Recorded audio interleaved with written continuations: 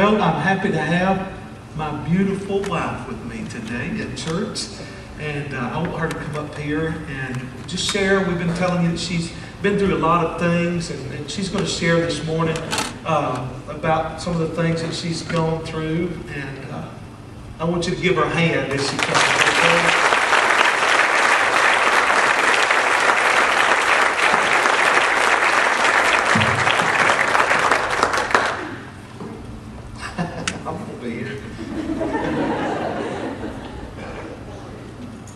This started out as a little, I want you to get up and greet the people and tell them how thankful you are for everything that they've done. And I thought that'll be easy, no problem. And then it led on, and he told Anthony, he said, be prepared for a little bit, but she may have the whole sermon on a Sunday morning. And I said, whoa. So if you're part of this church, you know this is not me. I'm going to get up here and I'm going to shake and I'm going to quiver, but some of you out there know how I feel, I know. But I'm going to do it for the Lord because He's done so much for me.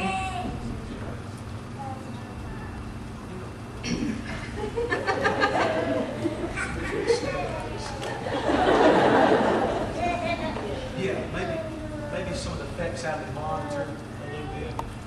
There you go. On her mic.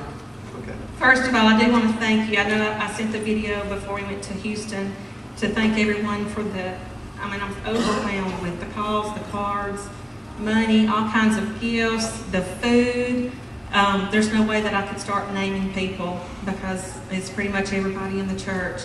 And when I heard, when I was in the hospital, how y'all came together and was joined together to pray for me and fasting, that just meant so much to me. I kept telling Greg, I said, I'm so unworthy. But the ladies here that gave for the ladies' gift, you know, that meant a whole lot. And I was able to buy 2, not just 1 so far. So I might get to use that before you know it. But I have missed being here, and I've heard nothing but good news. And the service is going great. Everybody's just talking about how everything is just so positive, and I'm so happy to be a part of a family church here. First of all, I want to start with, this just came to me this morning. I thought this is so me. But in 1 Corinthians 2, 4, and 5, you'll recognize this part. It says, my speech and my preaching was not with enticing words of man's wisdom, but in demonstration of the Spirit and of power, that your faith should not stand in the wisdom of men, but in the power of God. So that is definitely me. But when I looked it up, I know Greg always talks about the Message translation. I thought this sounds even more like me because it's in Message translation, is more in your everyday words. This is 2, 3 through 5 in 1 Corinthians. I was unsure of how to go about this and felt totally inadequate. I was scared to death, if you want to know the truth of it. And so nothing I said could have impressed you or anyone else. But the message came through anyway. God's Spirit and God's power did it, which made it clear that your life of faith is a response to God's power, not to some fancy mental or emotional footwork by me or anyone else. I'm not the preacher of the family. This is the preacher here. I stand behind him and tell him how to do and what to do. Between the two of us. But he said he would stand up here with me. I said, I just want it to be like a dinner conversation with someone. And I told him, he kept telling me, don't forget this, don't forget this. And I said, well, you're there. And when I forget or I leave something out, he's here to help me. Because to tell you the truth, I don't remember a lot. I don't know what causes that problem, but there's a lot that I don't remember, and especially the first week or so in the hospital.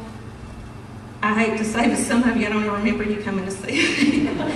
But I was trying to say, remember when I came? Did they come? Yeah. Is Jennifer in here?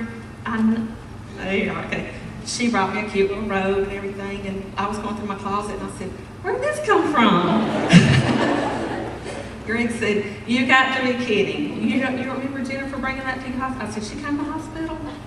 And I said, then it started kind of coming back to me, and I said, yeah, I think I remember that. But there's a lot that I don't remember, but thank you, Jennifer. But she's not the only one. So many people, like I said, I'm on my way to get thank you notes. Look, I'm getting so peaceful already, I can just start talking.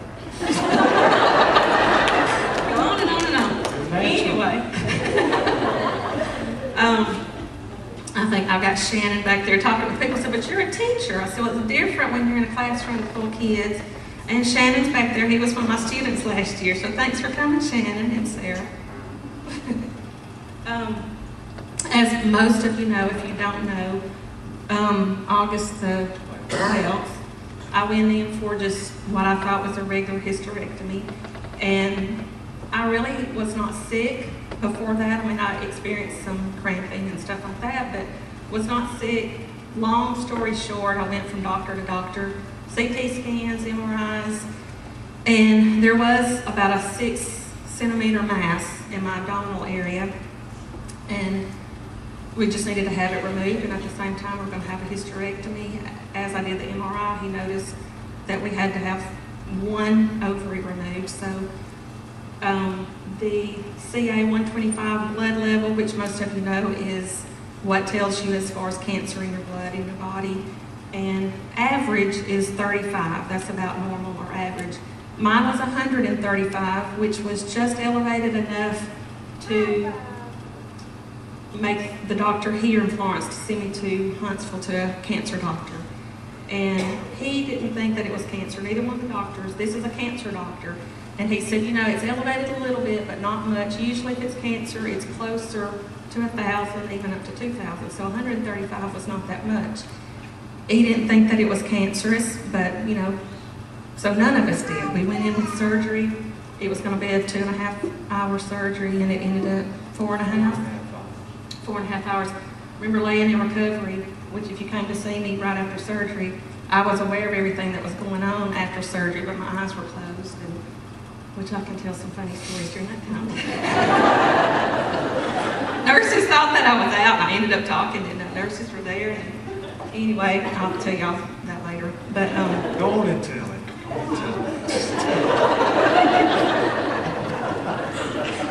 well, you She know, was in the recovery room with several people that had just gotten out of surgery. In this hospital, there were several people that were having. It was probably, I bet, 30 surgeries going on at the same time. We were watching monitors. She was given a number, so we were watching these monitors. So as people were getting out of surgery, they were placing them in the recovery room, and they were all lying there in the same room. And I didn't know all this. You know, I just came out of whatever. My eyes were closed, and all I know is I just hear kind of over on the side this. My eyes are still closed, and a little bit later, again. And probably about the 4th or 5th time, I just went, And I mean, I'm just in the world by myself as far as I'm concerned, and I hear some nurses talking and kind of giggling. And then I thought, well, they're going to think I'm in some kind of pain and give me some kind of medicine for it. So my eyes were still closed, and I thought, well, I've got to let them know I'm okay. So I just said, that's really what you want to hear. And then they really started laughing, and I thought, I'm making people laugh, you don't even mean it. So this is where it all started.